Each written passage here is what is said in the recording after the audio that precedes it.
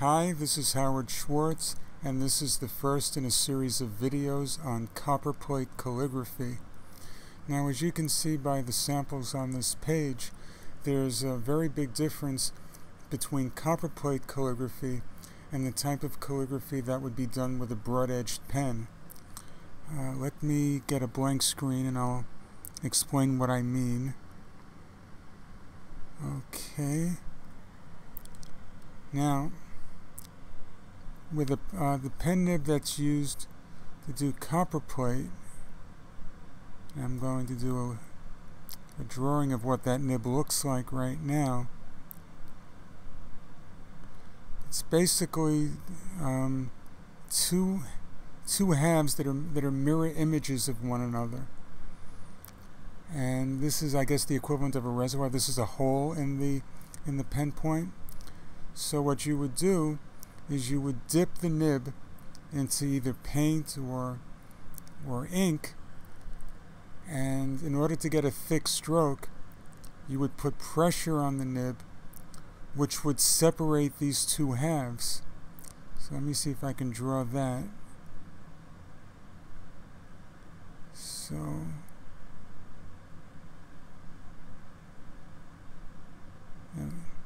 and this isn't exactly the way it looks, obviously, but this is just to give you a rough idea of what the process is. So now there's an opening and there's a space between the two sides of this metal pen nib. So because there's a space, more paint or more ink is able to flow through, which gives you a thicker line. So when you make a stroke going down, and I'll demonstrate that in a couple of minutes, when you make a stroke going down, what you wind up with is a thicker line, and then as you come back up and you release that pressure, the pen goes back to its original position and you get a thin line. That's the difference between a thick stroke and a thin stroke. Now, if you were doing calligraphy with a broad-edged pen, and let me get a sample of that here so you can see what I mean. Let me change the color just to make this a little bit more dynamic. I'm just going to make a stroke. Let me make it a little bit wider than that to make the point clearer. Okay. Alright, so this is with a broad-edged pen in Photoshop. And when I draw the line at that angle, with the pen angle consistent, you get a very thick stroke. Now I'm going to make the same stroke going in a different direction. Now here's the same stroke with the same pen. The pen angle is the same, and I'm going in a different direction, and you can see that the pen stroke is much thinner. And then if I were to do a horizontal and vertical stroke, the width of the strokes are somewhere in between the first two strokes that I drew. So that's basically the difference between how calligraphy is done with a broad-edged pen as opposed to a pen that you would be using for copperplate. So let me erase this, and I'll make one or two letters in copperplate, and then I'll show you how I'll make certain changes to the Photoshop settings to make it easier to write in copperplate. Just give me a second to erase all of this so I have a nice clean black screen. And I've already made my copperplate brush, so I'm going to select that. I'm just going to make a few strokes just to give you a sense of what it looks like. In future lessons, it'll be a lot more structured with lines and all sorts of other specifications. But right now, this is just to give you an idea of what copperplate looks like.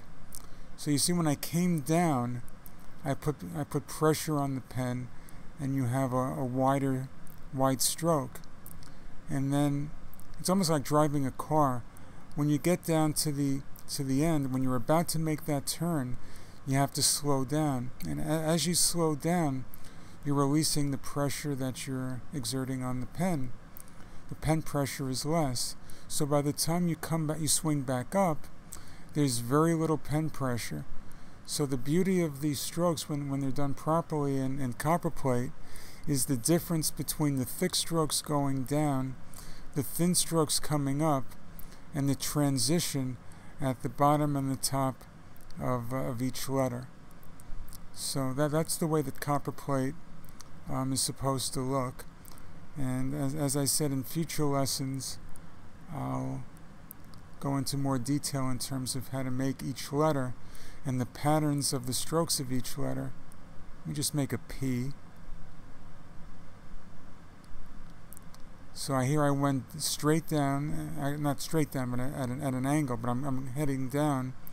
So I put pressure on the pen to make the stroke thick, and now I'm finishing the stroke, and I'm starting off really thin, and I'm coming down thick again, and I'm releasing the pressure, and I'm coming up with a thin stroke again.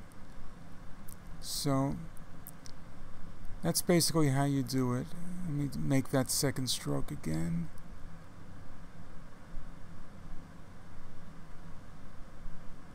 Yeah, that's a little better. So sometimes the way these letters come in Photoshop is a little unpredictable, but I think that adds to the charm of doing it this way.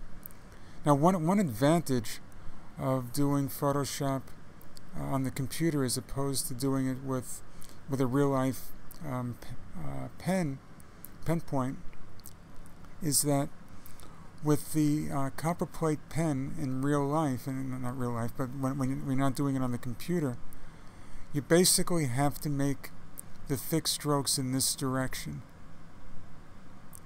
based on the way the pen makes contact with the paper. If you try to make the thick stroke going this way, for example, the problem you have is that the pen is going against the paper, and you wind up tearing into the paper, ripping it up, and the ink or the paint doesn't flow properly. But since those constraints aren't there in Photoshop, it's possible to make the thin and thick strokes that you would make in the conventional way in other directions also. So let me just change the color, and I'll show you what I mean by that. I'm not bound to make my thick stroke there, transitioning to my thin stroke there. I can go down this way and come up that way. So that's an advantage of doing this in Photoshop that you don't have when you're doing this with real Copperplate pen point. So now that I've shown you that, let me tell you the couple of changes that I would make to the settings in Photoshop that'll make it easier for you to make these strokes. So I'm going to go over here, click on that. Oh, before I do that, let me close that for a second. What I'm going to do is I'm going to select a round brush. So now that the round brush is selected, when I make the changes, you'll be able to see where we start and where we finish.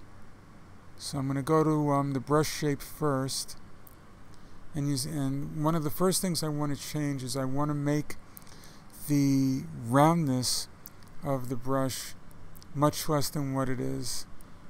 Somewhere in the 30-35 range is fine. Here, right there is 36. That's okay. Now, if I were doing this with a broad edge pen, I would want that roundness to be 0. But with this particular style, it doesn't have to be 0. It's actually easier and better if there is some thickness to the roundness. So as I said, here I have it at 36%, and I'm going to rotate it around counterclockwise.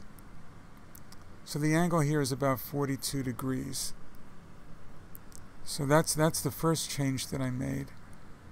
Then I go into shape dynamics, and in shape dynamics, the most important thing to do is to turn the pen pressure on for the minimum roundness. So actually it's at 25% now, which is a pretty good setting. That means there's going to be a range based on pen pressure in terms of how round the brush or the pen point is going to be during each phase of the stroke. And in Photoshop, that's the closest thing that I can come up with to when you're doing this with a real pen on real paper, putting pressure on the pen and having, in a sense, the angle of that brush stroke changing. So we're doing it that way here, and I think what it does is it produces an effect that fairly closely replicates the original way that this was done. So I think this is a good place to stop. Let me just close this. So in subsequent videos, which will be coming out very shortly, I'm going to go into a lot more detail in terms of how to make the brush strokes, how to make the different letters. There are basically 6 different strokes that you need to be familiar with, and it's just a question of repeating them in the context of each lowercase letter of the alphabet. And then when you do the uppercase letters, there's a lot more flourishes involved. But we'll get to all that in due time. So thank you for listening.